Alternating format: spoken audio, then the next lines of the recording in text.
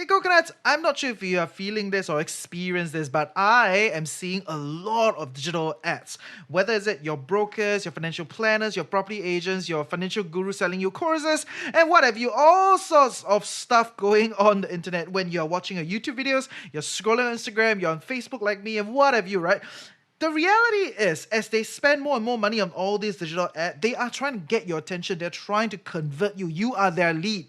And they throw all sorts of stuff at you, all sorts of logic, all sorts of data, all sorts of fallacies, specifically logic fallacies. And that's what we're going to spend some time to talk about today. I cannot be debunking every single one of them all the time. So I've gathered a few structures that are very common as a logic fallacy in personal finance for you to be empowered so that you can then take this to review content in the future. Good morning, everyone. I welcome you to another day with the Financial Coconut. In our podcast, we're debunking financial myths, discovering best financial practices, and discussing financial strategies that fits our unique life. You get it. Ultimately, empowering us to create a life we love while managing our finances well. And today, we're going to spend some time to talk about the logic fallacies extremely prevalent in the personal finance space.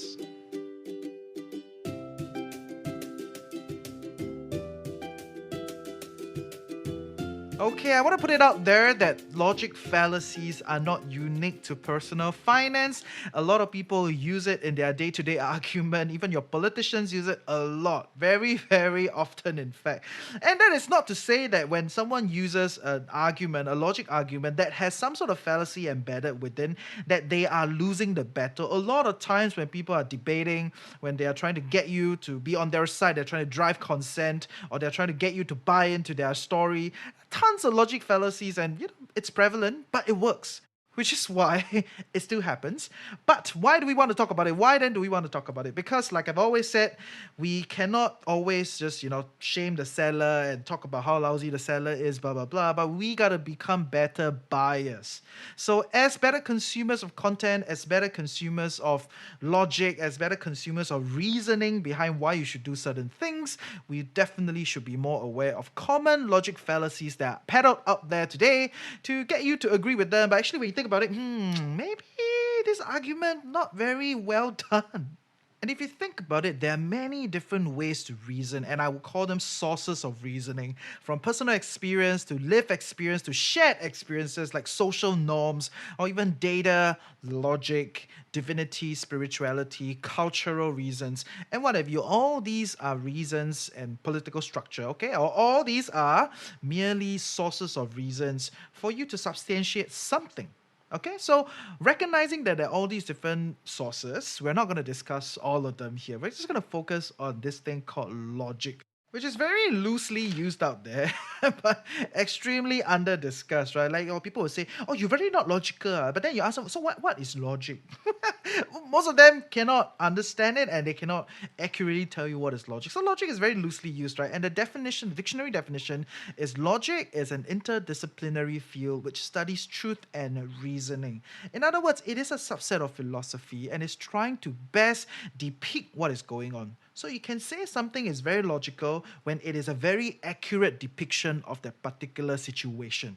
And you would say someone is more logical or something is more logical because it is a more accurate depiction of the reality, right? That is my view.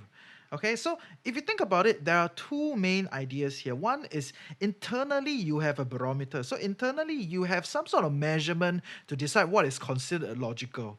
And all this, what is considered logical, is governed by all your experiences and all the different reasoning that we have kind of touched here and there. Okay, so they may be of different sources, but they all come together to help you set up a barometer and set up a framework to decide what is considered logical to you.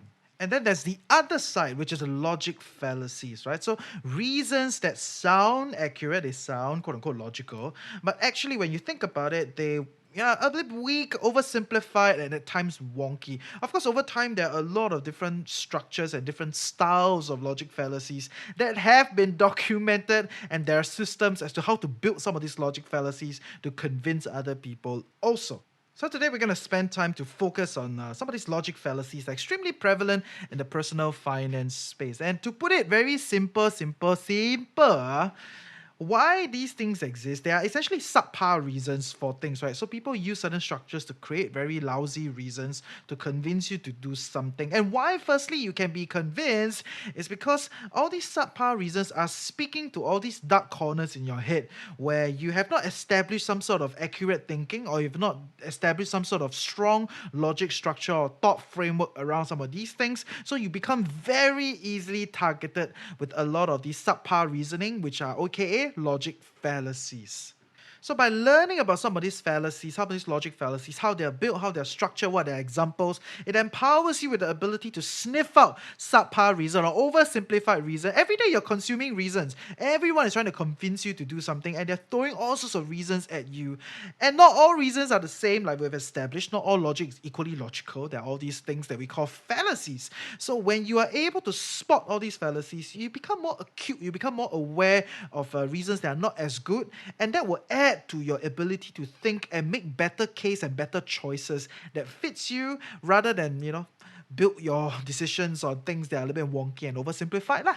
So for all of you that want to continue to geek out about logic, how to define what is reason and blah, blah, blah, all those more philosophical kind of things, please check out the podcast called Philosophize This, my favorite monologue podcast that spent a lot of time to talk about philosophy, but also go and read up other materials, right? There are a lot of logic fallacies out there that you can learn to better bolster your thought processes so that you don't be convinced by oversimplified reason. Okay, so I'm going to only spend time to talk about 3.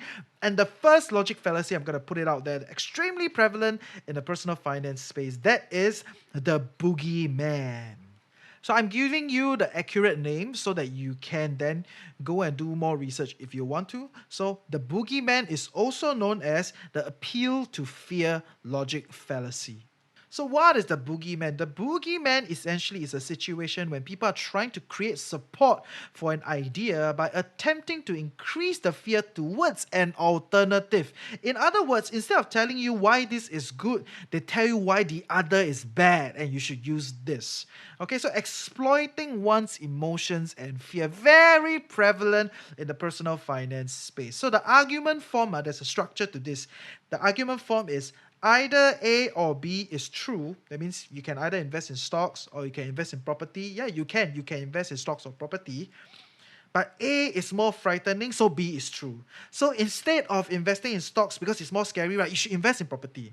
Right? So this is a classic logic fallacy out there, appeal to fear. Right? So there are many, many examples, not just this stock property debate. There's endless. I always see online, people trying to sell you property course will use this structure, tell you, you can invest in stock, you can invest in property, but why property? Because stock is very volatile, very scary. The same holds for the other side. People are trying to tell you to put your money in the broker or invest in the stocks or learn the stock program, options, whatever you, right? It's the same structure. They always tell you why the other thing is not as good. They increase the fear of the other thing instead of actually telling you what is the use of this thing, what is actually trying to function, and how is it better. Of course, maybe in the course they will teach you and all, but you see the structure, right? You see the way these fallacies are being thrown at you to convince you so that you will subscribe and buy from them, right? So another very classic example in the personal finance space that suggests an appeal to fear is you can choose to insure yourself or not, right? Because insurance is also a very big business. So yeah, either A or B is true. You can choose to insure yourself, yes, or you can choose to take on the risk by not insuring yourself, yes. A or B is true. But if something happened to you, then your family get cancer, and then you lose all your money, all your savings, then you become bankrupt. So you should insure yourself. So it's always trying to suggest how bad is B, right? How bad is it to not insure yourself, to substantiate the reason to insure yourself, right? So then, you should insure yourself, lor. So you see the structure? One more, I'm going to throw one more at you. You can either rent or buy a property. But what if your landlord, right, suddenly wants to sell because their price increase and all that? Yeah, so you should buy. So yeah, and I think you can observe it, right? You can observe the fallacy structure. You can either rent, this is option A, or you can buy a property, this is option B. So either A or B is true. You can do either one, yes.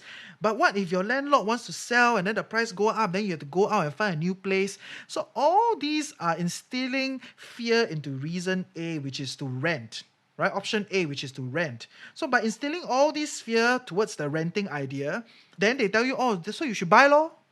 right? But it does not go and tell you why you should buy, what is the structure of buying, what are the things you need to consider. So this is a very classic appeal to fear situation that is a very prominent logic fallacy out there in the personal finance space. And I want you to be very cognizant of this. When people tell you to do something, they should be able to give you a logical flow or a set of reasons as to why you should do this, rather than throw you a set of fear, try to build all these fear out of you onto the other option that you were considering.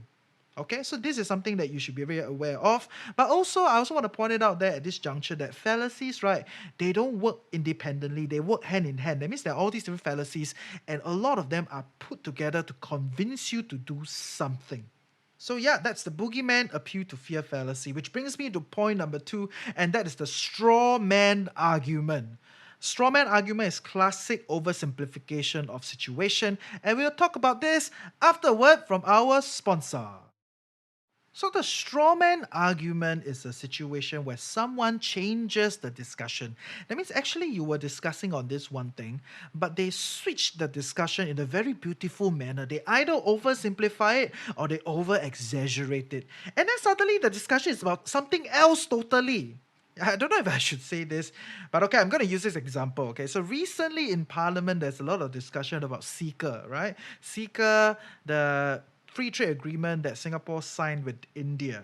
Okay, and the PSP member of parliament went onto the parliament and talked about, CECA, blah, blah, blah, blah, blah, blah, blah. You don't need to agree with him and what have you, but the whole discussion was about CECA, whether CECA is good or not, right? And then one of the ministers came out and say, does that mean you do not agree with free trade agreements? Does that mean you do not agree with free trade agreements? Please put a stand whether or not you think Singapore should have free trade agreements. This is a classic straw man argument. The original discussion was about CECA, whether CECA is good or not. But he over exaggerated to put it to the to the person to say that, hey, are you not agreeing with free trade agreement? Then in my view, it's like, I thought we were talking about CECA. Why suddenly become free trade agreement? Not all free trade agreements are the same. You get the idea? So that is in parliament, right? But in your day-to-day life, a lot of people do this. And in personal finance, also a lot of people do this. The argument structure, okay, the argument form looks like this. Person A will assert a point. So let's say we call this point X. Okay, person A asserts point X. Then person B will argue against point Y, either oversimplified or an over exaggerated point, making it sound like they're actually answering point X, but actually they're really changing the argument towards point Y. Okay, so let me give you an example. Person A says low cost index funds are good long term investment solutions. So you can debate with the person whether or not low cost index funds really is good for long term investment solutions, right? But person B comes in and say, index funds do not outperform the market, right? The cost don't matter. If it does not have growth, there's no percentage, it does not get you alpha, it's not worth your consideration. So with that, low cost index funds sucks. You hear the pattern? Instead of going straight for person A's point, which is point X, right? Low cost index funds are good long-term investment solution. Person B over exaggerates and divert the discussion over to whether or not low cost index funds can create alpha and outperform the market. But that wasn't the point to begin with. That wasn't the discussion to begin with, right? So this is something very common in the personal finance space, and I want you to be more aware and cognizant of it. And if you really want to discuss anything in a more structured and accurate manner, you must always define the goal. We've talked about it a lot of times. So if you define the goal in this example, the goal is long-term investment solution. Then the discussion can be about strategy. So is low-cost index funds best, or are we looking at active funds? Is it better, and why is it better, and blah, blah, blah, for a long-term investment solution? That is a good discussion, okay? But when someone totally changes the discussion over to, actually index funds, right, they do not outperform the market, so cost does not really matter, they do not grow. Then you get the idea, you start to see it, that is a fallacy. Let me give you another example for the straw man argument, okay? Person A makes a point. Cryptocurrencies are volatile and should not be a big part of your portfolio. Okay, person A makes a point. Cryptocurrencies are volatile, should not be a big part of your portfolio. Person B comes in and say, So are you saying that all cryptocurrencies will crash lah? Right? You don't understand, right? You fart, right? You fart, right? The world of traditional finance is gonna die. It's gonna end, right? You don't understand, huh? You don't buy lah, don't buy lah. Never mind. When I tell you all these examples, I'm sure you've heard it somewhere out there. Person A is just trying to say that cryptocurrencies are very volatile and shouldn't be a big part of your portfolio. So the discussion is whether is it volatile and how big should it be within your portfolio, right? These are the 2 points that it's trying to put out. But person B over exaggerates the discussion over to, oh, so you think cryptocurrencies will crash, like you think it's not worth it, like you don't understand this thing, like you're very traditional, like you fart. So you start to see it, right? You see the structure, define the goal, right? So defining the goal in this situation is you want to build a portfolio, maybe for consistent returns. So this is the premise. So with the premise, then is cryptocurrency suitable within this portfolio structure? Yes, why? No, why? Okay, so that is a better way of argument, and do not fall for straw man arguments. Very, very common. And after you practice a little bit more, you start to see all these things, right? Then you will be able to spot it. You will get better and better at observing strawman argument, all these fallacies, boogeyman, and what have you. Right? So a rule of thumb, particularly for the strawman argument, if you want to reduce the chances of having strawman argument, because like I said, you got to practice, right? And even sometimes I do fall in some of these logic fallacies because maybe I'm not as cognizant. Over time, I will get better. Of course, over time, I've gotten better at this, trying to observe some of these fallacies. So, one of rule of thumb to reduce the chances of you falling into a strawman argument, right, is to try to compare things that are as close as possible. So let's say you compare one index fund to the other index fund, they are all tracking the same index. Because it is so narrow, they are so similar, it's very hard for you to fall into a strawman argument. There are only that one or two reasons behind choosing one over the other. As compared to if, the discussion is very broad, like property and stock, the classic debate, right? Tons of strawman argument within a property versus stock discussion. Okay, so that is something to be aware of. If you cannot yet observe, try to compare things based on the goal that you want to achieve. And also, when you compare strategies, you want to compare things that are as close together as possible, as similar as possible, right? So this growth stock to that growth stock. Even better, this internet growth stock versus the other internet growth stock, or this social media company versus the other social media company. The closer you can pull the comparison together, like this block of flats versus the other block of flats, the closer you can, then it will help you to have a better reasoning structure rather than fall into strawman arguments, because it's just easy to do that. Which brings me to point number 3, and that is a slippery slope argument. So what is the slippery slope argument? It is an argument that says that if you take one step, like a small step to the left or to the right, either way you take a small step, it will lead to a whole chain of events and become a very significant effect. Okay, so that is a slippery slope argument. It can slip up or can slip down, right? So it's like, if Tesla can do this, then it will do this. This is a classic slippery slope. Okay, so same for many other things. The argument form looks like this, okay? If we do A, B, C, D, E, F, G will happen all the way and lead to Z. Right? So that's the idea. Just need to do one thing, all these things will happen. But that is not the truth. I'm sure you've heard this, right? Learn this one skill and it will change your life, right? If you hate your job, learn this thing. And this argument form is probably one of the most common one in digital ads because they want to get your attention, right? So they will use this thing in a very they exaggerate it lah. So slippery slope essentially exaggerates a lot of these things. Right? Just do this one thing, and you can retire forever. Or you can just do this one thing, and you can fire your boss. It will change your life. You become a millionaire. Right? So if you think about it, you do this one thing, you got to do the next thing. Actually, got the next thing. You got to pray for the other thing. Then hopefully, you compound to become a millionaire. Okay, so actually that is the real story, right? There's the B, C, D, E, F, G that they don't tell you. They only say A. Then if you do A, it becomes Z. Right, so this is classic slippery slope. Let me give you a few more examples, okay? Another example will probably be a very concerned parent or concerned relative or whatever you, right? And they will tell you this thing, right? If you're entertaining the idea of quitting your job, they will say, oh no, if you quit your job, right, it'll be very hard for you. The market is not very good. Then later end up you have to go and drive taxi. Then it will affect your career plans. It will affect your future. Then what if in the end you cannot do anything and then you're homeless? Right? So yes. I'm sure you've heard this, maybe not to the extent of homeless, but people over exaggerate the argument. They will make it sound like, if you quit your job, right, you're going to be very jialat, but your life very, very, very, very jialat. But actually, it's not the case. If you quit your job, what happened? You just lose your job, lor. What's the next thing that happened? Oh, you don't have stable income, lor. So these are the only two things, right, that really happens. Because you don't have stable income, then yeah, maybe you eat into your savings. So what is your strategy, right, to create the next stable income? What is your goal? What are you trying to go after? Right, so it is not a definitely all the way down, right? So this is classic slippery slope. And all these fallacies are only a tip of the iceberg. There are also other fallacies like the bandwagon fallacy. You should check it out. Yeah, definitely, if you're interested after you listen to this episode, to want to brush up on the way you listen to reason, you consume reasoning, right? Please go and read out a little bit more about logic fallacies and how do they work, right? Why do they exist? How do they react? And how do you react? And how does it affect your life, right? Essentially, why I think you should be more aware of some of these logic fallacies, because they're extremely common, extremely used in the personal finance space, and it creates all these very substandard reasons for you to do something.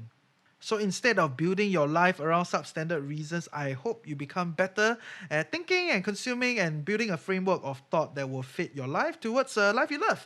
All right, so with that, I'm going to sum up the three fallacies that we have touched on today. The first one is the boogeyman, the appeal to fear. Essentially, when people try to tell you that the other thing is very lousy, it's not so good, it appeals to your fear to get you to buy this thing. And it tends to be that they are selling this thing. So that's a very lousy argument, and it's a classic logic fallacy. Number two is the straw man argument, which looks like if the person tells you a particular point, they're debating on this point, but the other person comes in to debate on a similar sounding point, but actually it's oversimplified and over exaggerated. In other words, they are not going straight into the discussion of that one point, they are shifting the argument somewhere else. And that is a very, very classic way, especially for a lot of the more quote unquote more educated people. They use this very, very well, and you should be more observant of it, okay, when you're consuming reason. And the third one is the slippery slope argument, where they argue that if you do A, B, C, D, E, F, G will happen, and you don't need to do any other thing, like, essentially, right? So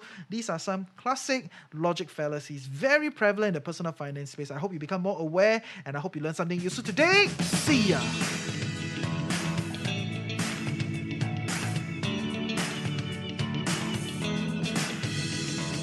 Hey, I hope you learned something useful today and truly appreciate that you took time off to better your life with the Financial Coconut. Knowledge is that much more powerful and interesting when shared, debated, and discussed. Join our community Telegram group, follow us on our socials, sign up for our weekly newsletter. We are doing a weekly newsletter reboot. We're going to have a lot of information within the newsletter. Everything is in the description below. And if you love us and want to help us grow, definitely share the podcast with your friends and on your socials. Also, if you have any interesting thoughts you want to share, or you know someone that we would like to hear from, reach out to us through hello@thefinancialcoconut.com. With that, have a great day ahead. Stay tuned next week, and always remember, personal finance can be chill, clear, and sustainable for all.